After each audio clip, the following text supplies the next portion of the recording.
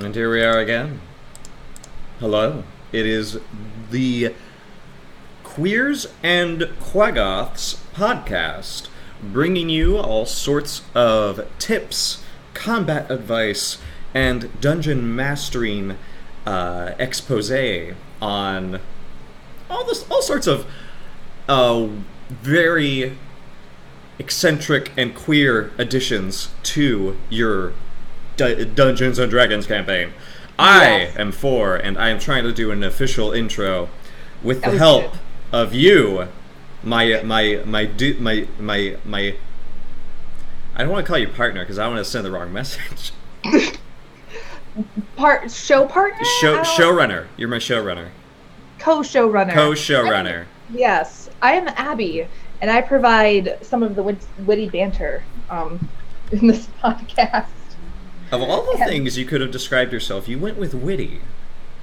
Which is funny, because I don't find myself to be extremely witty. Like, looking back at situations, I could have come up with a really witty, I don't know, one-liner. You're laying awake at night at 1 a.m. Exactly. Playing it over in your head. I could have said, eat I try so hard to be funny, guys. I try so hard. And sometimes the words are hard, so I try to be witty. A lot of it is just banter, but yeah, I'm here. That's what you need to know. Actually, yeah, this is important because we are here. We have not been here. If you are in the know, if you are listening in the future, disregard this, but we have been delayed several times over. Sorry, a lot of that's my while fault. Trying to get this going. Just one thing after another battered us into submission. And now we are ready to no longer submit. We are here to be as queer as possible. We're bringing the queer community to your fictional universe. We are here. As best we can. I am a gay male who wears makeup and looks beautiful. Abby, do you want to identify yourself as the star that has fallen from heaven? I am a star that has fallen from heaven, whose name is Abby, who identifies as somewhere on the queer spectrum. I'm not a big fan of labels, but I'm gay, queer. I'm there on the spectrum. I'm on the Kinsey scale, you know? It exists, it exists for everyone, which is what we want to postulate as we move forward into our discussions. How this show works is basically we're going to pick a monster from the monster manual. Last time we did this, Abby, you picked the Ettin. Yes, it was a recommendation. With 2 T's in. Yes, it was a recommendation by our dear friend Paladin Hulk, who is just a very, very lovely person and absolutely the best person in my imagination. My favorite chat member. So encouraging and sweet and very often witty, and witty, unlike you. Unlike me, Paladin is witty. But really, they're one of my favorite people, like, in the Discord, Twitch / podcast. The Twitterverse. The Twitterverse. The Twitchiverse. Okay. The Marvel crossover. No, we don't have the rights to that. We don't have the right. Ettins are, if you don't know, Ettins are 2-headed giants. Yes. We have a picture of one right there. Cool. You can imagine how difficult it is to live with a loud roommate, but to live with another person's head on your head, but your body is both your bodies. Mm-hmm. That must be frustrating. It must be. For both parties. It reminds me of the Mighty Python Holy Grail with the giant with the 3 heads. Yeah.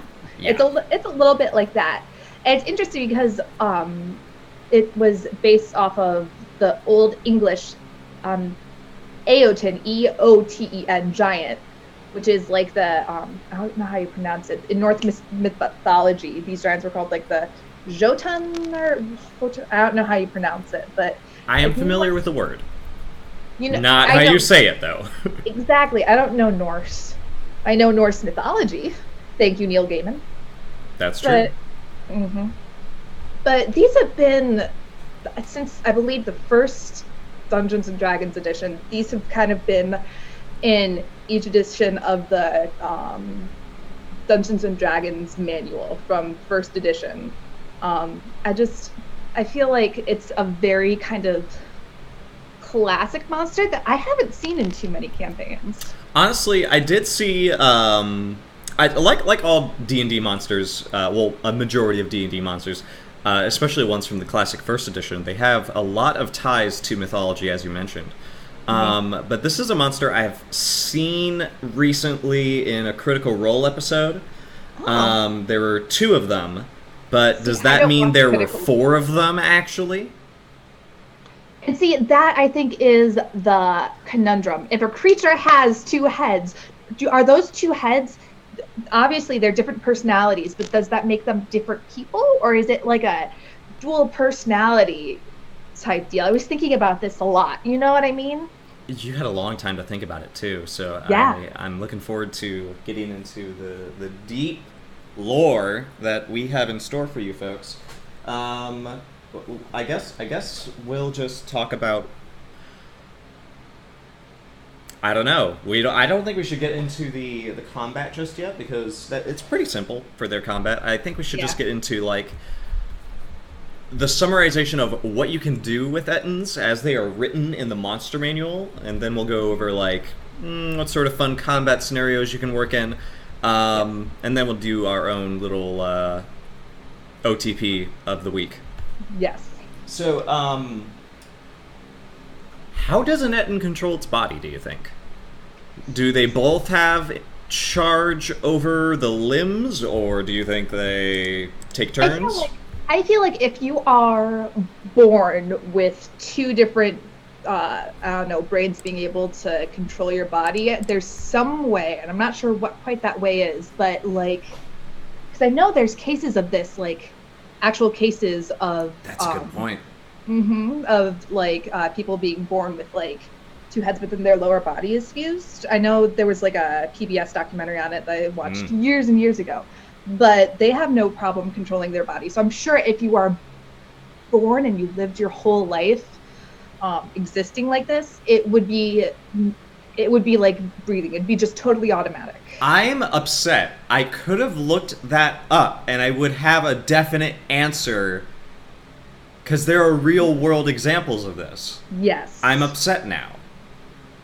Here, just a second. We have the technology. We have the Google technology. Oh, I see. You're casting a spell. I'm casting a spell. It's conjoined twins. That's what it is. Okay, there we go. The most... because they live in Minnesota. I think this is what the PBS documentary was on, and this is when they were little. Abigail and Brittany Hensel were both born in 90. So they're... 1990. So they're... Wait, they were born in 1990? That means they're my age. Yeah, exactly. Oh! We should have them as guests. We should play D&D with them.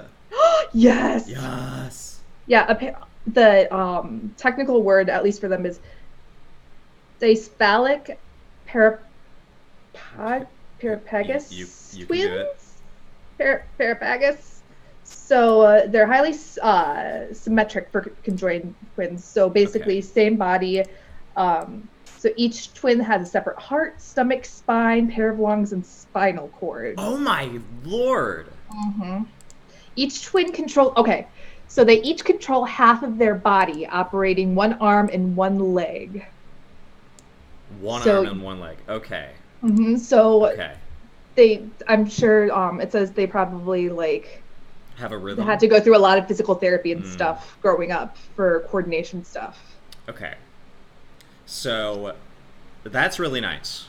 That's good that we have like an idea on how this works in the real world. I want to postulate, how hard do you think it is for these 2 giant heads to work together with their singular body, oftentimes fighting for control over what action they want to do? I imagine that although there is no mechanic for what happens when two of these heads begin to argue, if like there's a resolution, like maybe they make an intelligence check against each other to maybe to sort of like override, or maybe they roll to attack on their own head. I was about to say, or like, their sibling, I guess. Yeah, in game, like, because I've been thinking about this as a realistic thing, because I'm sure if you live with it for long enough, it's just you have come up with some kind of system to work out like fights or whatever. But mechanically, in D&D, in a campaign, how would you work that out, like as a DM? If the question ever came up, I would just say they have control over half of their bodies. If I wanted to be more fantasy about it, I would say they can give agency of the body over to their sibling if they want to think about something else for a while. Because maybe it takes like... I like that. Maybe they have to strap in. Because I actually read a Reddit thread about all the etymology of possible Ettins shenanigans. And this was one of the things that caught my eye. The Ettins, however, are not like... It says they're orc-like, but they are specifically a giant race. And they are not hill giants. No. But they are orc-like. So I think possibly Ettins are sometime long ago, maybe they were either influenced by orc intermingling, or an orc god like Rumsh had a hand in this. Yes. Especially because of those tusks, my goodness. Right? Well, it's also how the monster manual describes, like I'm on D&D Beyond right now. They're described as foul, stinky. Doesn't bathe if it can help it. Has thick skin, usually like encrusted with dirt and grime. Really long, stringy hair with like breath that's real smelly. Just like the way they describe it is a very unkept, nasty, just wild. Exactly. I would make that a part of my description as a dungeon master, but I wouldn't go so far out to make that the beginning of your description, because the beginning description of an Ettin is it's big and it goes on for like 3 sentences. It's also stinky and it's gross and it's really putrid, and that's its main feature. I think the main feature, it eventually does get to the dual personality, but I feel like we don't need to concern ourselves over body odor. It's the 2 heads that I'm interested in, and that's the real kicker there, is that they get advantages thanks to their 2 heads. They have like advantages on wisdom checks for about every condition in fifth edition. That makes sense, because you can charm. Oh, Critical Role made a mistake. Oh shit. Matt Mercer, we see you. Yeah, maybe. Well, maybe not, Matt. Matt, don't jump to the conclusions, because I just jumped to conclusions. So I don't watch Critical Role, so come at me, Matt Mercer. The Ettin has advantage on wisdom checks, which it specifies as perception, on saving throws against being blinded, charmed, deafened, frightened. So charmed is the thing that... and knocked unconscious, it also says here. Yeah. Charmed is the thing that really gets me, because they charmed an Ettin and both heads were like, wait, maybe that didn't happen. Oh god, I'm not even remembering the episode that I'm criticizing. Let's just drop Critical Role for now, because I'm a jerk. All I know is that in the last episode, apparently people were freaking out because the real-life couple that are married, like, are having romantic tension in character. Finally. That's really, like, they must have, I don't know if they've ever had that in a role-playing game. Like, well, I know that apparently the wife is like, you just watch, I'm gonna charm the fuck out of you, because the guy was like, I don't do romance and like role-playing, I'm just more like fighting, it's not a thing that I like to do. And she's like, just watch, I'm gonna romance your character so hard. That's so cruel.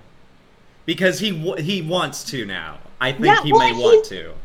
If your partner is being like, that just sounds I'm fun. gonna play a character that's totally gonna romance you. It's not like you're gonna be able to help being like, because you're already partners. Unless you have a really, really good role playing as a shitty person. If you can see the two characters together, I think that's the trick. You can't just force them together like the poor Ettin who doesn't have a choice in the matter. Yeah, exactly. So okay, I think one of the reasons that Ettins are presented in D&D with this dirty exterior, this lifestyle of banditry and cruelty is because they are solitary. They do not live in groups. They do not live in Ettin tribes.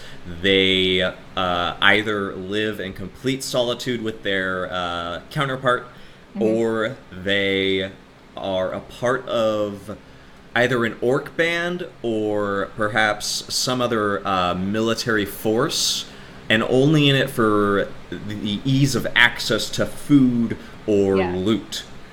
Which makes sense, I think, for what we really want to do with the Ettin. So it's a lot like the Ettins are outsiders, no matter where they go. Yeah. And there's nobody really like them. So all you have is your counterpart, really, to rely on and to really kind of understand. Because I don't think if, like, you were an Ettin, maybe you could make some like orc friends or whoever you're traveling with, but I feel like it would be, I'm imagining them as very much outcasts in whatever society, tribe they're in, or not even, if not outcasts, more being used as a tool for either combat or for resources. Because when you're as big as Ettin, you're no doubt very useful. Yes. So let's do another. Oh, there are. I just saw there are orcish ties to the Ettin. It's way down there at the bottom. So they're like cousins to orc tribes in a sense, but they're still considered even ugly giants in orc talk. Yeah. So I would say that if you're going to put an Ettin in your campaign, you either need to make it the big threat to what would be a normal orc encounter. Like I'm imagining, like you have a combat encounter that's at first about orcs, and then it's about the Ettin and it parading into the combat at some point. I want to say that the Ettin is like dangerous no matter what way you shake it because it gets multi-attacks. Yeah. Because it has two heads. It takes two attacks. Their stats are crazy. Yeah, these guys are... Now, Constitution score increases by 2 and your strength score increases by 2 as well. Man. Just on your... That's insane. So, the Ettin has... It does have pitiful armor class. It's 12. Yeah. So... They're easy to hit. They're easy to hit, but they have 85 HP to start off with. I think that's a very good. It's a challenge rating of 4, which means even if you put this thing against a level, like 4 level 2s, I think it will murder them easily. Unless, again, they're smart players. So they have a battle axe and a morning star, but I think you could just give them any weapon that you think is appropriate and just keep that strength score, because their strength is +5. And it's +7 to hit, which means... Actually, it says here they do 2d8 of damage, +5. That could be a total of 21 damage, which could be a total of 42 damage, which I don't even think level 4 has that many hit points to start with. No, I don't think so. Oh my god, never mind. These things are... Don't put these against level 2 players. Oh my god. Yeah. Oh. Okay. I mean, you do what you want. You're the DM. Yeah, of course you do what you want, because there are more ways to solve the Ettin problem than with violent combat. Do we want to get into that? Do we want to get into sort of like building scenarios? I don't know if we're... Here's what I think. I think you can either run the Ettin as a beast in the wild that the players are charged with finding, discovering, and either defeating or turning it into a proper, I don't know about proper, maybe just peaceful, agreeable citizen. Agreeable, I like that. Agreeable neighbor. Yes. An agreeable neighbor. Because one thing I want to see more out of D&D is you have a lot of these monsters in the monster manual that, while, yes, they are described as evil, I would rather see them used in creative ways and how they can fit into society. Mm-hmm. And it's like how we talked about in past episodes, how making any kind of combat experience or any kind of three-dimensional character just as being something to kill is not conducive to good storytelling. If you want your players to explore, let's say, a certain creature aspect of a creature, there's a difference between putting a creature just in front of players to kill or making good three-dimensional villains or combat opponents or antagonists. That's what I'm looking for. There you go, yeah. Yeah.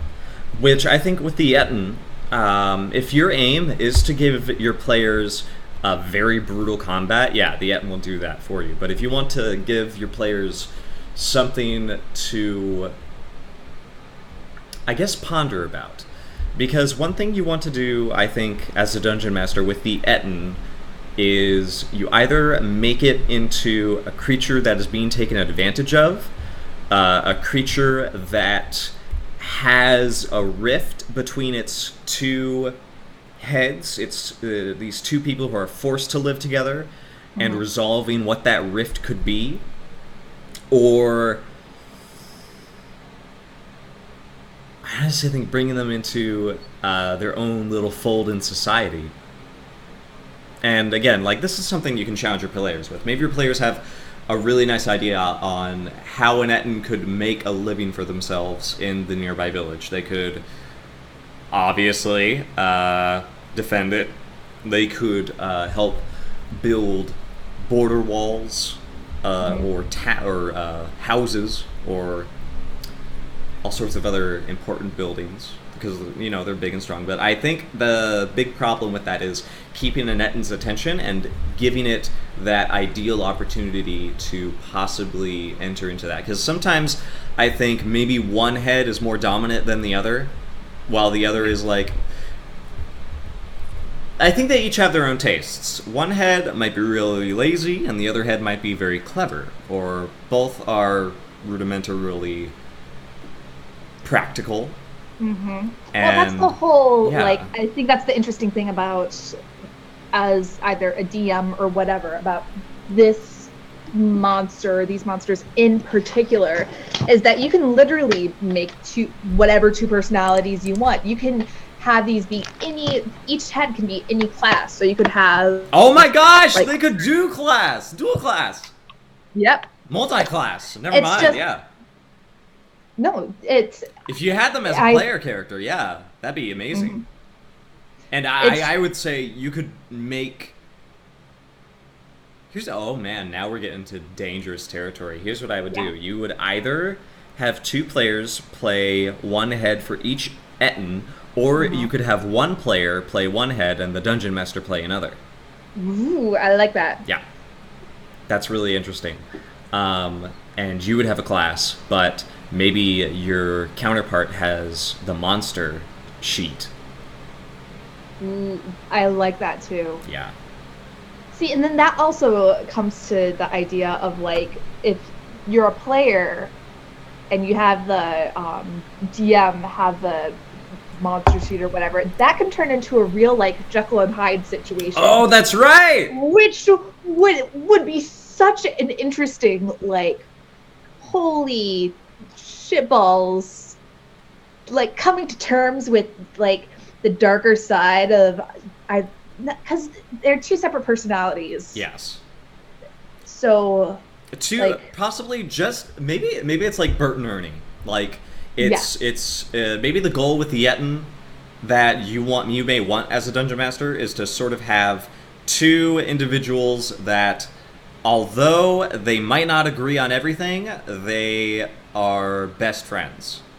Yes. And I think that makes for an entertaining NPC on top of being a very well... I don't know about well thought out, because I just literally was like, oh, Sesame Street did this exact thing, except they were two puppets.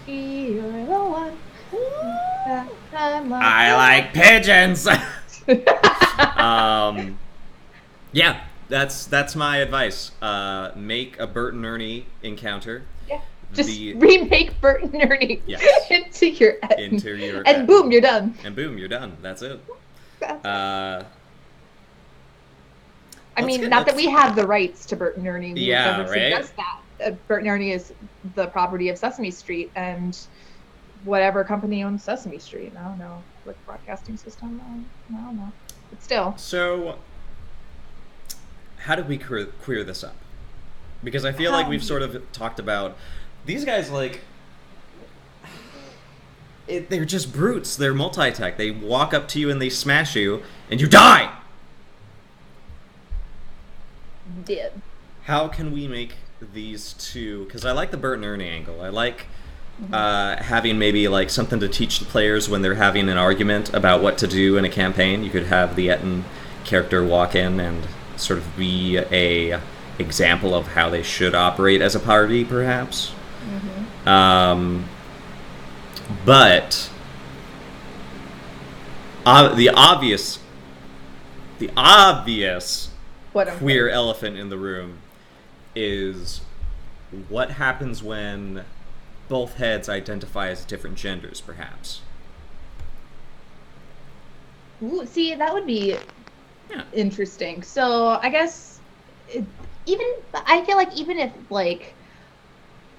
even if one personality identified as a different gender than the other personality or the other person did, you could still have a way of characterizing that in game. That would be... I don't think we need to get really into the the gritty details of what happens when, you know what I mean? I'm not sure I know what you mean. Go on. Let me think of how I can explain this so it makes clear sense. So, the reason I bring this up is because I myself have been struggling to figure out how to bring trans characters into not only my campaigns but into my writing as well, without doing what D&D or what Baldur's Gate was it? It was Baldur's Gate Spear of something. It was like a recent expansion to one of the games that came out long ago. And what they did, they had a character who identified as a female, I think. I might butcher this, so forgive me if I get it wrong. But I have no idea, so for me, you're good. But the character identified as a female, and you only learned that they were born and seen as a man in their home. And they tell you this when you go through their dialogue tree.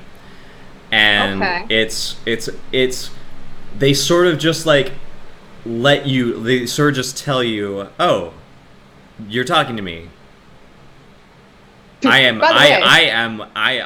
identify as this, and once I was seen as this. And which would be perfect if that happened in real life with trans people, if you just I don't know, because I am not trans. I do wear makeup, but I definitely identify as a gay man. So what I'm trying to figure out as a writer, and I might want to talk to Distracted Elf about this, because or listen to their pod. I don't know if it's a podcast, but it is a talk show that Distracted Elf does. She goes through a lot of this topic with an associate of hers, and what I really want to ask, and what I really want to sort of postulate here is, how do we use a trans character without making their outing as their only real character trait? Obviously, yeah. They would have different... They would be a person. It's not like... They would be a fully fledged character, but their only trait when they're introduced, I don't want it to be, oh, by the way, this character you should care about because they might have a male body, yeah, but they identify as female. Mm-hmm. No, I because totally get what you mean. Not all, as I understand it, not all trans people go through conversion surgery. Oh no. Which I think is fine. If mm-hmm. I think that's a very hardy process yes. to go through. And this is me as somebody who is not extremely... I don't have a full knowledge of the trans experience. Yeah. Obviously, being, what I also am uncomfortable about doing this particular character plot line is that the Ettin is like... It's in the monster manual. I don't want to say that... I don't want to say that trans people are monsters. But see, that's the other thing. Yeah. All we talk about here are different monsters in the monster manual. From the monster manual. Like, I don't want anything we say here to be like, yes. we're going to make this monster gay. That's literally it. I hope it's a given that even though we are talking about monsters from the monster manual, yes. we're not putting any monstrous traits onto the queer people who identify as queer or gay or whatever we talk about. LGBT, etc. We are not doing that. Which I kind of don't want to like spend every episode being like, I just don't know what to do. Bah. No, I really hope it's a given. Because and that's part of the reason why... We just really like monsters. Yeah, this is part of the reason why I want to actually like do this show with you, is because I want to explore and talk about these issues, especially when we're writers of fiction. We want to give you guys unique stories and characters, yes. and I guess the only way to do that is to hash it out. Mm-hmm. And one of the ways, I think, in a fable-like sense, is to have a two-headed giant arguing with itself, saying, "I'm a woman," says one head. And the other head says, "No, we are a man. You're going to stop this foolishness." I don't understand what... And see, that would be interesting. Because and that's, like, you could use one head to sort of represent, like, someone who doesn't understand the idea of you have the makeup and the body of this sex that I'm familiar with. I don't understand why you keep saying blah, blah, blah. And... We literally have shared the same life. We share the same body. Yeah. I don't understand. We have the same experiences. Why are you different from me? Which I think is also a... You could do that as sort of a sibling thing, because I feel like siblings sometimes go through that when someone transitions. I hope it's not exactly like that, but... I feel like it has happened. Or if you wanted to say even broader, if people of... Especially I find this with kind of...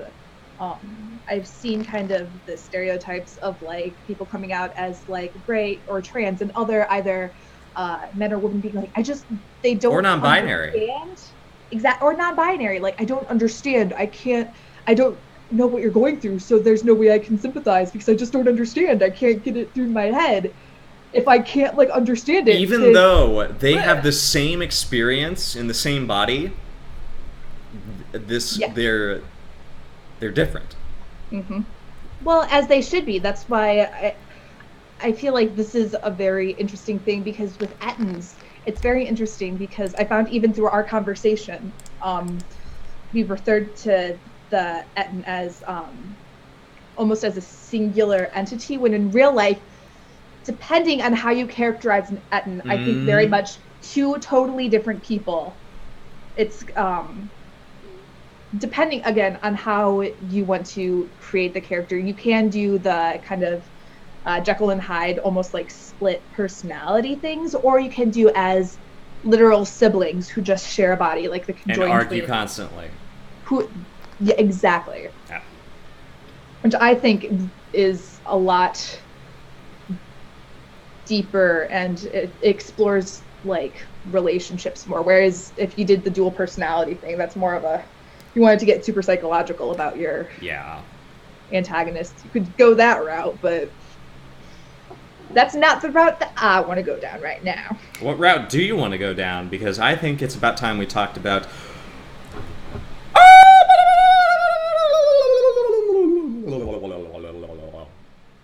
OTP of the week. Okay, so I've got one word that I feel like is a very controversial, yet a very kind of not very talked about, but still very common practice: polyamory. Oh Yes. And we're gonna start talking about Ettins and how their relationships work. Yes. Here's what happens. A woman, a female Ettin, gets real big, and she's like, "I must have babies," and she goes out and is like, "Where are the men?" And she gets another Ettin, and she bullies him into being her spouse. And as the book says, they depart forever after the baby is born and has grown a few years. That is legit how it happens. Which is so sad. It is so sad. It's abusive. Like, tragic characteristic to these characters. They're just alone besides their counterparts for their whole lives. It's like lonely, but at the same time it's not lonely, and then it is lonely because we only have each other. Go ahead. Give me the rest of your shenanigans. Oh geez. So I'm going to preface this by saying I nanny, and so the kids that I watch are right now obsessed with the movie The Greatest Showman, the musical with Hugh Jackman. I have seen this movie minimum of like 30 times. At least every day I go over. It's just the littlest is like show, and I think it's because it's a musical, so it's just on in the background constantly. Oh my god, that is what happens at my nephew's house. My nephew's house. My sister's house with my nephew. There's always that one show that they love playing in the background. Like, they're not even watching it. They just need it to be on. Which is very distracting for me, because I feel like if I have a TV on, I constantly need to be watching it.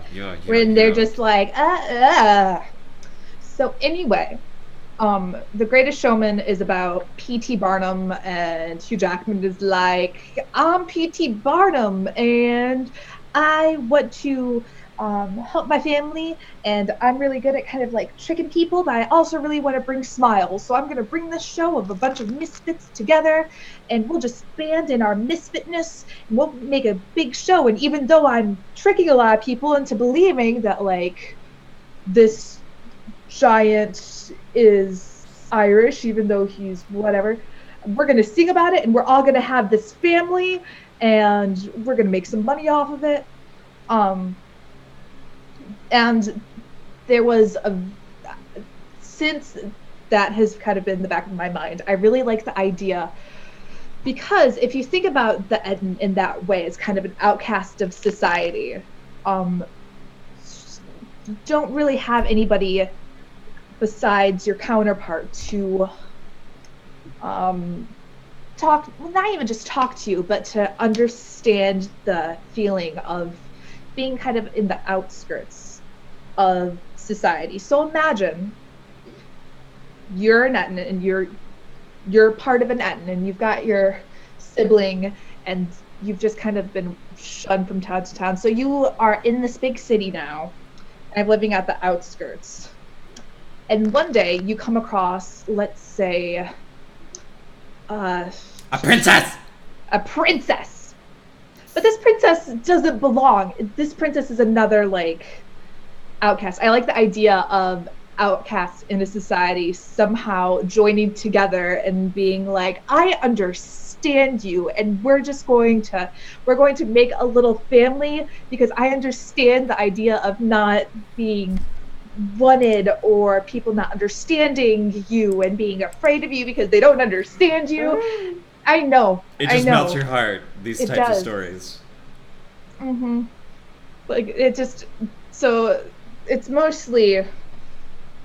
Can they just, like, join a circus and have fun and just perform and be like, I'm going to make money. I like the idea of, like, this other outcast being like, here's how I use this, my either outcastness or my weird ability to make money.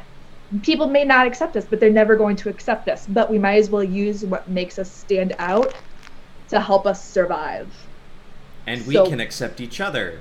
Exactly. Because honestly, there's a point where, like, I feel like everybody has to realize, as much as you try to, like, get people to listen or to understand you, not everybody is going to, like, oh, at the end I see that you're like a normal person, or I accept you fully as you are. There's just some people in life, unfortunately, that they won't be able to get to that stage for whatever hangups they have.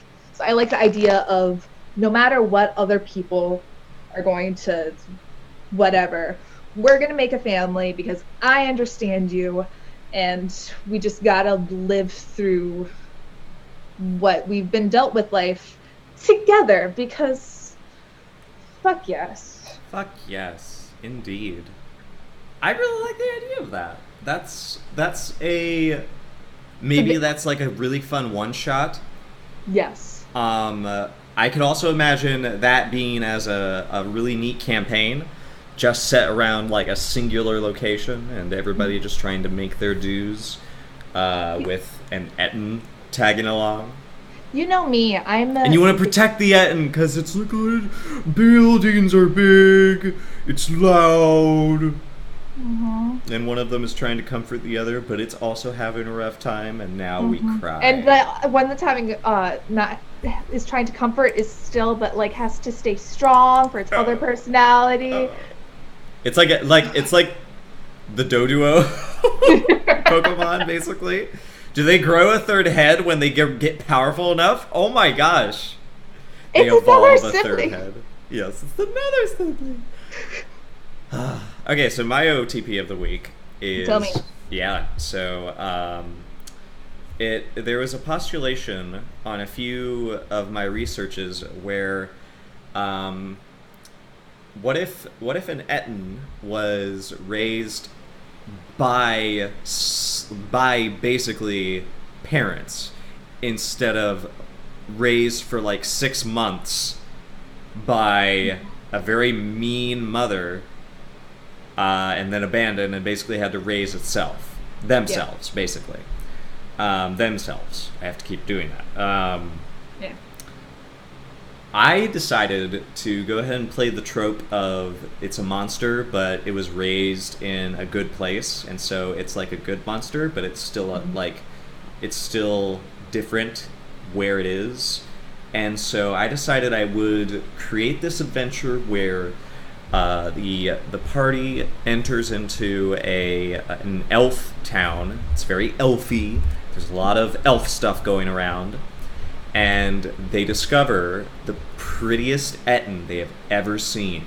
Its hair is clean, it's braided, it's got all sorts of fine... It's not like finely dressed, like they didn't give it like a tuxedo, but the elves like have taught it to adopt their ways, and one of them is very well spoken, and the other one is possibly like the strong silent type.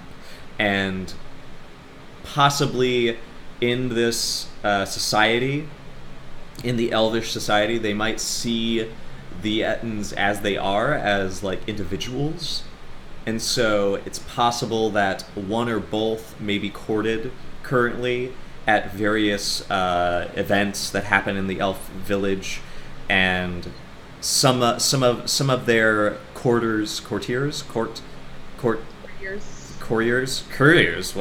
The couriers. So I wanted it to sort of be like an opportunity for the players to have like a real fun out of combat scenario where they sort of are like, there's this Ettin in this elf village and it's not a danger to any of them. It's actually like helping them, and the Ettin has lived its entire life in the elf village, and they want, I think one of them wants to court one of the elves, but they don't know how, and they don't know if they will be accepted by this elf because they see their Ettin body as this, and they don't know if they who identify as this will have a chance. And the other Ettin, its sibling, is supportive, and it tries to have many ideas and poems. They read poems in stanzas together, and there's going to be like an event, like a ball or some sort of a ritual. Mm-hmm. That is the perfect opportunity to sort of begin the dating process. And the players have to help them, either by retrieving a ancient elven artifact that is guarded by all sorts of horrible things, or perhaps they sort of hash together. You can make it a skill challenge where they're like, oh, you gotta learn this dance, or oh, you gotta tell them this limerick, or you have to learn how to play the harp. What am I? Fingers are too bad. They're trying to coordinate. One's it's impossible. It's impossible to play the harp with these two working together. But by the end of the adventure, they get attacked by drow. I don't know.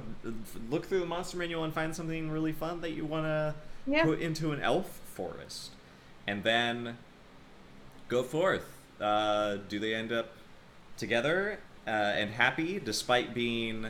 Because there have been conjoined twins that have had separate husbands and wives. That it happens.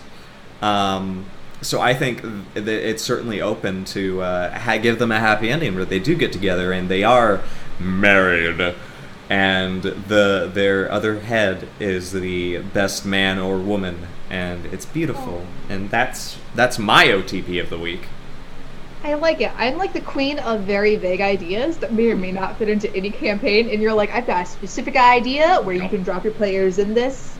You have such a DM mind where I'm just like, I like the idea of a movie. I saw a movie and it made me cry. That's the way that I think I am in that mindset of how can I make this fun for the players? Well, number one, I can't just have the players sit down and watch me roleplay with myself. I have to give them something to do. Because in Dungeons & Dragons, the players want to be heroes. They want to be active. They want to have verbs. And the best way to do that is to create a problem. And as silly as a problem as that might be, you want to do three things. One, you want opportunities for the characters to roleplay. Two, you want to have a combat scenario where they can resolve a problem, because guess what? This is Dungeons & Dragons. It is a combat game. It is made there to have fun fights. And three, you want there to be a resolution. You want there to be something that the players can influence. Because what the players want is to influence the world that they are in, either through sword or wordplay. Yes. And as a player, I can attest to all three of those. That is what I want when I'm in a campaign and playing as a player. Y'all. And that's what I want too, both as a player and a dungeon master.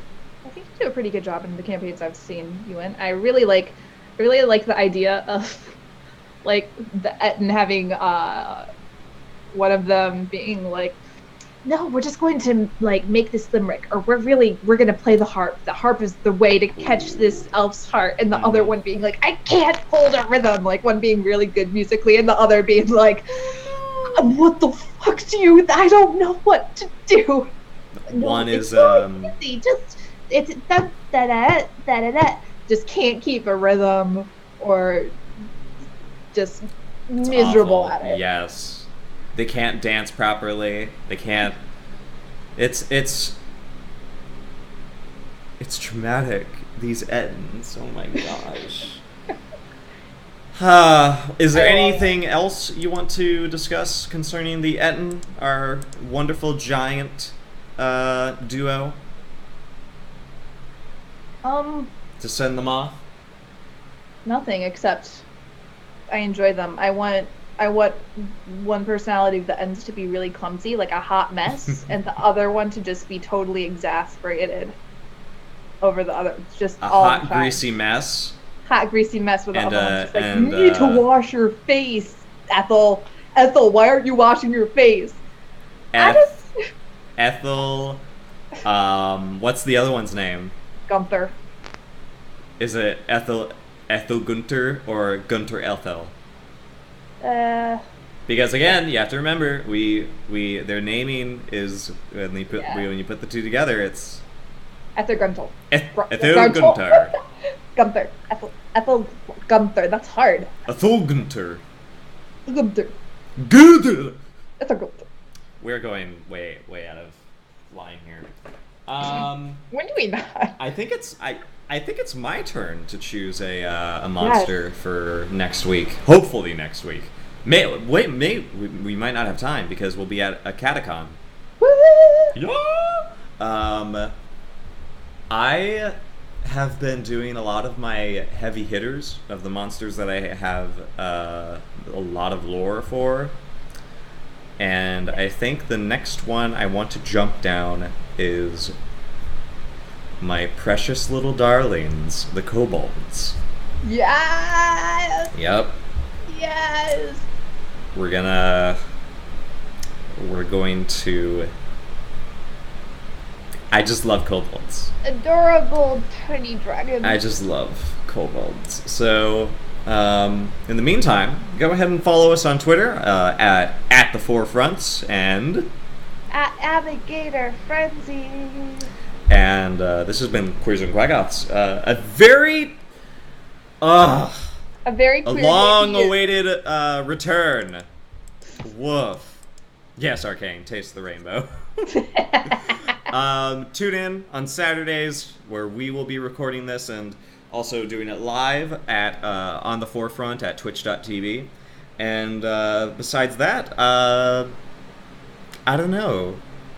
Continue being yourself, no matter what shape it comes in, and we love you. Play D&D. Run D&D. Listen to D&D. Do tabletop role-playing stuff. Yeah. Keep on being you. Yeah. And if you have any suggestions on what creature from the Monster Manual we should do next, you can email us at queersandquaggoths@gmail.com. From the Forefront, my name is For. And my name's Abby. Keep it funky, kids. Keep it exactly what she said.